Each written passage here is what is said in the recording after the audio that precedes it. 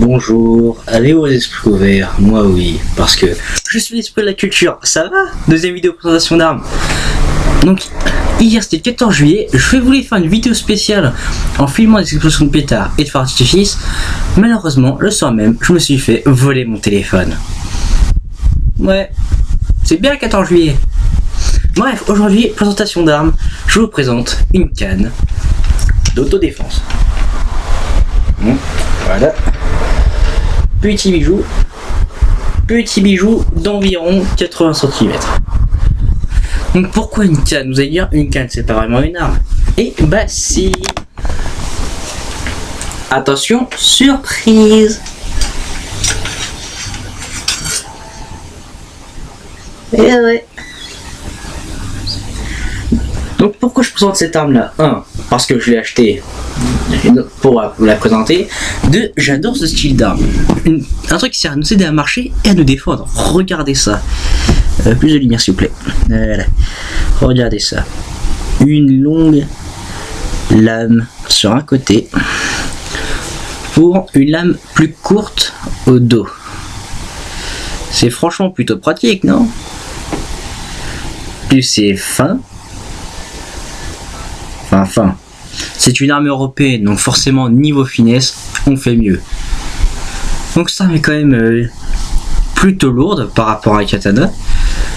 Le mouvement, oh ça siffle bien, regardez ça. Le mouvement est assez rapide, mais il y a du poids, donc quand on s'arrête d'un coup, on sent la percussion et l'élan que ça va prendre. C'est une arme que je trouve vraiment très belle. Déjà par son principe à la fois d'aider de se protéger. Ensuite la forme, simplement la forme de la poignée, donc du pommeau. Je vous laisse regarder quand même parce que c'est du beau pommeau.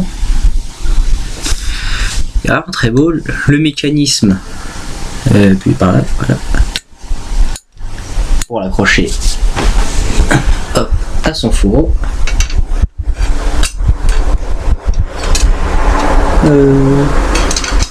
Ah, ça y est, je l'ai. Et tac, là ça rentre pas, je serre, ça rentre. Hop, ensuite. Là. Non, ça c'est pas ça, c'est je tire. Hop.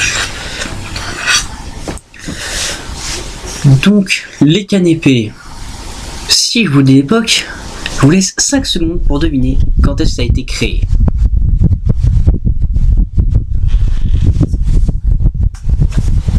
Allez, ça fait 5 secondes. Donc les cannes épées ont été créées au 19e siècle. Dans les années 1814. En 1814 pour être précis. Donc à l'époque, la noblesse, donc les comtes, les marquis, tout ça, a une bonne influence en Angleterre surtout. C'est là-bas que ça a été créé. Et évidemment, comme tout noble, on se présentait toujours, on marchait dans la rue ou chez soi avec sa canne personnelle. Donc petite démonstration, hein. Hop. Putain mais reste accroché toi. Donc, les gens marchaient comme ça.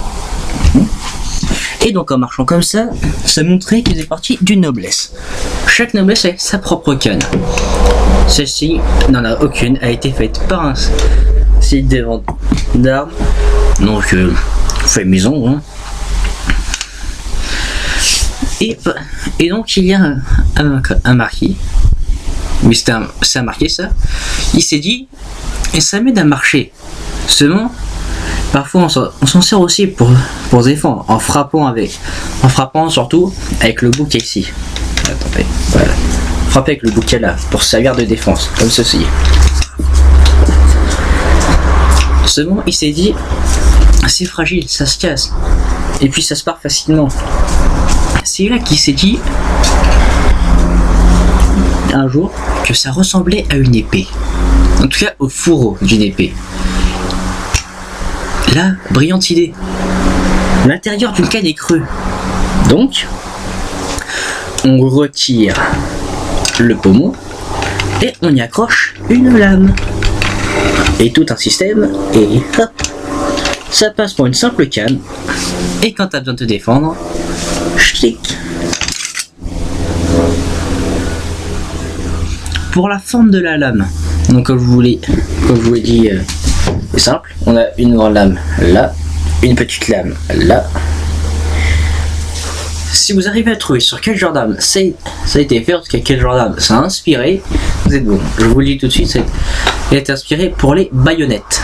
Donc les baïonnettes, vous voyez, vous avez la lame là, le canon du fusil ici. Donc ce genre d'arme a été très pratique. Donc presque tout le monde s'en faisait une personnelle. Pour en voir une très belle, plutôt étrange dans Batman, hein, la canne du Joker. La canne les plus connues sont celles d'une entreprise qui s'appelle Ecephone of the Lion, donc une entreprise de fabrication de cannes qui a commencé à fabriquer les premières cannes épées sur le marché, qu'on appelle aujourd'hui cannes d'autodéfense. Donc, si vous en avez une, si vous avez un problème à la patte, donc ça a l'air pour marcher, mais faites très attention à ne jamais la dégainer, en tout cas ne jamais vous faire cramer avec notre cher petit contenu, parce que ça, chez vous, dans le jardin, tout à fait légal, vous avez le droit, c'est à vous, mineur ou pas. En revanche, attention, si vous l'avez hors de la maison et que les gens voient la lame, 1. Plus rien. 2. Belle l'amende. Et oui, car la possession d'armes dans notre cher petit pays est très réglementée. Je m'explique. En France, un mineur a le droit de posséder n'importe quelle arme blanche chez lui. Il n'a pas le droit de les avoir dehors, comme personne en fait. Sauf avec certificat pour certains petits couteaux ou certains revolvers.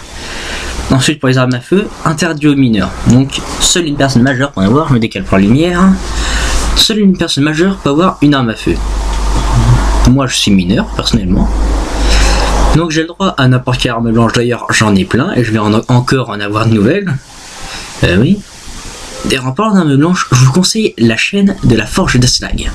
Aslag, très bon forgeron. Je te félicite pour ton travail. Je sais que t'es pas un forgeron, mais on se comprend.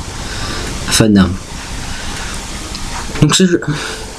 Donc ce genre d'arme, comme vous avez vu, c'est quand même plutôt pratique, hein. On s'en sert pour marcher, pour se défendre. Il y a la forme, vous pouvez défiler comme ça.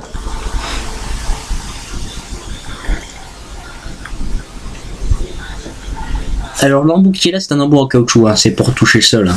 Donc voilà, comprenez. Par contre, se prendre un bout de caoutchouc dans la gueule, ça fait très mal. Oui. Vous voulez, si je peux vous donner un conseil, c'est si vous voulez acheter une canne épée, je vous conseille un site, placement de produits gratuit, sur Replixword. Donc vous allez sur catégorie ninja, canne épée. Pourquoi ils ont mis dans ninja, j'en sais rien. Bref, vous avez sur canne épée, vous avez plein de modèles. Celle-là, je l'ai payé 29 €. J'ai payé 36 € en tout avec le coût d'envoi et la taxe. Parce que c'est quand même un objet, une arme. Donc il y a une taxe en plus. Il y avait l'envoi. Quoi? Qu'est-ce que t'as fait? Petit problème avec le chien. Bon, je crois que j'ai à peu près tout dit dessus, hein. Donc, si vous aimez cette vidéo, abonnez-vous, mettez un j'aime, j'en ai surtout besoin, ça, des abonnements, j'en ai pas beaucoup. Et ensuite, je vous invite à regarder les autres vidéos, à mettre des commentaires si vous voulez plus d'informations, et bien sûr, achetez vos armes si vous les voulez. Vous inquiétez pas, il y a plein de gens sur YouTube qui en parlent des armes. Je vous conseille d'aller voir. Sur ce, ciao bye. Eh ben non, vous y avez cru, hein. Allez, bye tout le monde.